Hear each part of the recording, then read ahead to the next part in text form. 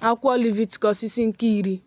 Ma ụmụ ndị ikom Erọn bụ Nadab na Abihu were ihe ịgụ ọkụ, onye ọbụla o were nke ya, ha wee tinye ọkụ n'ime ha, tụkwasị ihe nsure ọkụ na-esi ísì ụtọ n'elu ya, wee weta nsọ n'ihu Jehova ọkụ ala ọzọ nke ọ na-enyeghị ha n'iwu. Ọkụ wee si n'ihu Jehova pụta ripịa ha, ha wee nwụọ n'ihu Jehova. Mosis wee sị Erọn, nke a bụ ihe Jehova kwuru sị, n'ahụ ndị na-abịaru m nso ka a ga-edo m nsọ, ọ bụkwa n'ihu ndị m niile ka a ga-asọpụrụ m.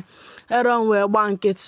Mosis wee kpọọ Mishael na Elzafan bụ ụmụ ndị ikom Uziel nwanne nna Erọn sị, bịaruonụ nso, si n'ihu ebe nsọ a bupụ ụmụnne unu, jee n'azụ ọmụma ụlọ ikwu. Ha wee bịaruo nso, buru ha na uwe ime ha jee n'azụ ọmụma ụlọ ikwu dịka Mosis kwuru. Mosis wee sị Erọn, ọ sịkwa Elieza na Itama bụ ụmụ ya ndị ikom, unu akọpụla agịrị isi unu, unu adọkwala uwe unu, ka unu wee ghara ịnwụ, ka ọ wee ghara akwa iwe iwe megide nzukọ Izrel niile. Maka ụmụnne unu bụ ụlọ niile nke Izrel kwara nsure ọkụ ahụ nke Jehova sureworo akwa. Unu esikwala n'ọnụ ụzọ nke ụlọ ikwu nzute pụọ, ka unu wee ghara ịnwụ, n'ihi na mmanụ otite mmanụ nke Jehova dịkwasị unu. Ha wee mee dịka okwu Mosis si dị. Jehova wee gwa Erọn okwu sị, aṅụla mmanya vaịn maọbụ ihe ọṅụṅụ na-aba n'anya, gị onwe gị na ụmụ gị ndị ikom tinyere gị, mgbe unu na-aba n'ụlọ ikwu nzute, ka unu ghara ịnwụ.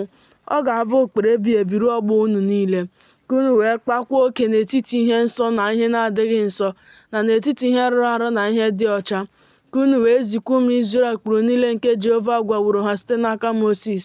Mosis wee gwa Erọn okwu, ọ gwakwa Elieza na Itama bụ ụmụ ya ndị ikom fọdụrụ sị, werenụ onyinye ịnata ihe ọma nke fọdụrụ site n'aja ọkụ nke Jehova, rie ya na-ekoghị eko na nso ebe ịchụ aja, n'ihi na ihe nsọ kachasị ihe nsọ niile ka ọ bụ.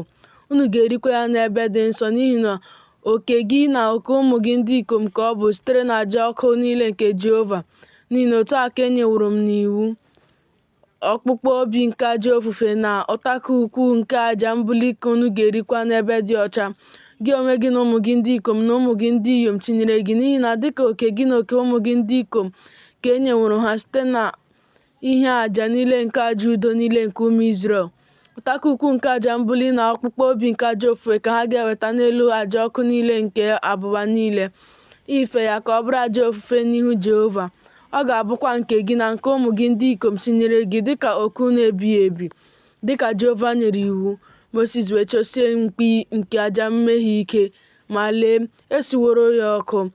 O wee wee iwe n'ahụ Elieza na n'ahụ Itama bụ ụmụ ndị ikom Erọn fọdụrụ sị, gịnị mere unu erighị aja mmehie n'ebe nke ebe nsọ ahụ? N'ihi na ihe nsọ kachasị ihe nsọ niile ka ọ bụ. Ọ bụkwa ya ka o nyeworo unu ibupụ ajọ omume nke nzukọ Izrel. Ikpuchiri ha mmehie ha n'ihu Jehova. Lee, ebubataghị ọbara ya n'ebe nsọ a n'ime. Unu aghaghị iri ya n'ebe nsọ a dịka m nyere iwu. Erọn wee gwa Mosis okwu sị, lee, taa ka ha wetaworo aja mmehie ha na aja nsure ọkụ ha nso n'ihu Jehova. Ihe dịka ihe ndị a wee dakwasị m. A sịkwa na eriri m aja mmehie ahụ taa, ọ ga-adị mma n'anya Jehova? Mgbe Mosis nụrụ ya, o wee dị mma n'anya ya.